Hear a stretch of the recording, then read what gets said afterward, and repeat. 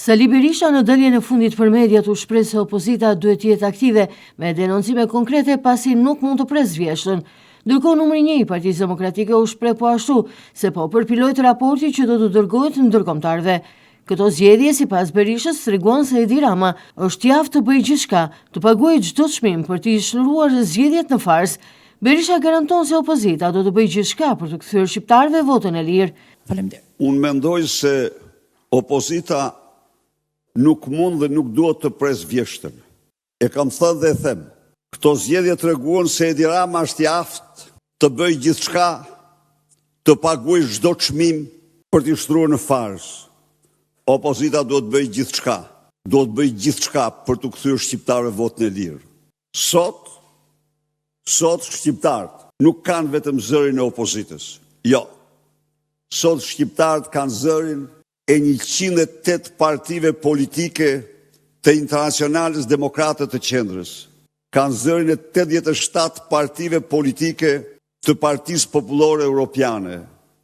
Kanë zërin e 83 partive politike të Bashkimit Ndërkombëtar Demokrat, të cilat paralajmëruan se Shqipëria nuk zhvillon zgjedhje, por zhvillon farsa elektorale.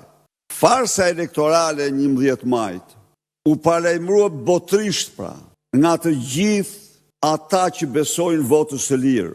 Vetëm në rezolutën e Valencias, ku kanë firmosur, kanë votuar forcat e qendrës djathtë të mbar Europës, sankcionohet se Edi Rama po blen vota, dhe është para dasmit 11 maj.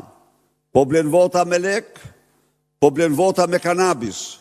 Do mirëni juve së shpejti se cili është krimi me kanabis.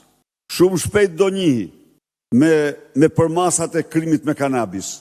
Po blen vota me punësime, po blen vota me prokurime. De facto Valencia i hodhi në kosh zgjedhjet e 11 majit. Dhe Partia Demokratike dhe Aleanca për Shqipërinë madhështore po përpilon raportin, të cilin do t'ja u paraqes të gjitha forumeve, institucioneve ndërkombëtare dhe qeverive të vendeve të lira. Berisha e përfundoi fjalën e tij duke patur një thirrje për të gjithë shqiptarët, kush mendon dhe beson se ky vend pa votën e lirë nuk ka të ardhme, duhet të ngrihet dhe të mos pranoj kurrë një farsë të tillë të shëmtuar, u shpreh Berisha.